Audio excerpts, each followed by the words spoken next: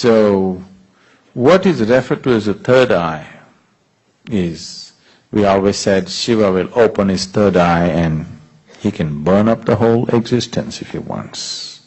You need to understand, this is a dialectical culture. You don't take these things literally, logically. You need to always read behind it. Unfortunately, people start interpreting it as a logical thing and its whole thing is so badly distorted.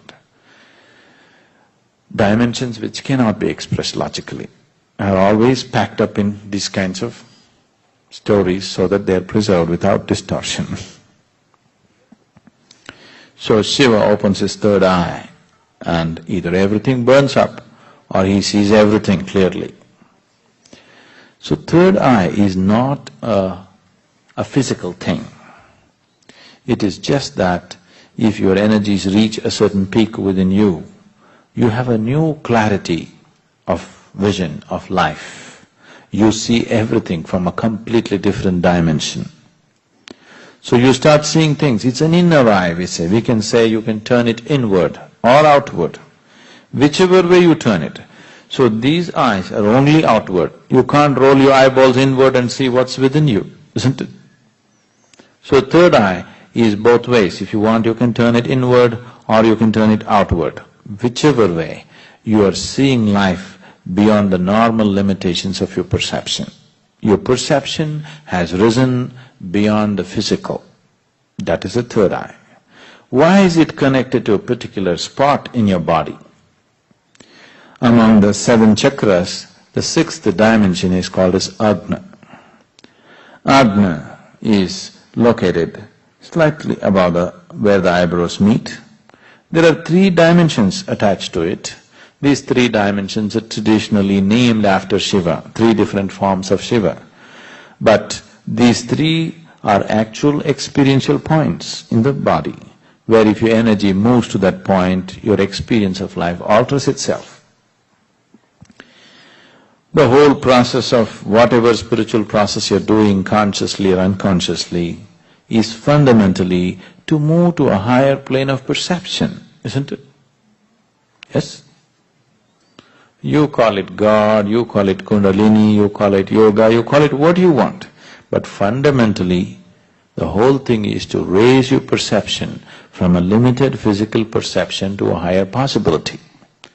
So if your energies are in the lowest chakra, which is referred to as the Mooladhara, food and sleep will be the most dominant factors of your life. Only food and sleep. You will not know anything else. If energies move into Swadhisthana, then you are a pleasure seeker. You enjoy the physical world in so many different ways. If your energies move into Manipuraka, then you are a doer in the world. You are an achiever. If your energies move into Anahata, you are a creative person. Maybe you are an artist, you are a painter, you are something, you're more creative about life. If your energies move into Vishuddhi, if they become dominant there, you are a powerhouse. Power need not just mean this. Human beings can be powerful in so many different ways. So, this is the power center. If energies move into your Agna, then you have clarity of vision. Now, you are intellectually realized, not experientially realized. Intellectually realized, you touched a point where life cannot disturb you.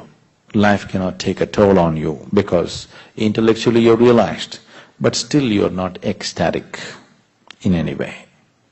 You don't know the ecstasy of life, but you have stability of life. Nothing can touch you, nothing can disturb you, you come to that point. From the lowest point of Mooladhara to Agna, there are many ways of reaching there. There's so many paths, 1,000,000 different paths of how to get there. But from Agna to Sahasrara, there is no way. It's a pathless path. This is the reason why a lot of people are talking only about peace, because they only got till here and they don't know what's beyond. So they're assuming and concluding that that's all there is, because there is no particular path or method to get beyond. There are no particular methods or there are no methods. When all methods are dropped, only then from Agna to Sahasrara one will reach. If your energies touch your Sahasrara, the topmost chakra, you will become ecstatic like for no reason. Simply you're ecstatic. You don't need any external stimulus. You will see those of you who come to the Bhava Spandana, simply ecstatic. Nothing is happening. Nobody is telling you beautiful things, nor did you win a lottery, nothing. Simply you're ecstatic, just blowing like that, because your energies have hit the Sahasrara. So from here to here there is no journey. So when you come here, if you can turn this third eye inward, only then you see that there is no way, the only way is to jump.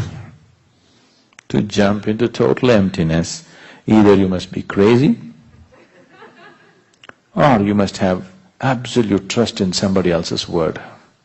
These are only two ways you can jump into nothingness, isn't it?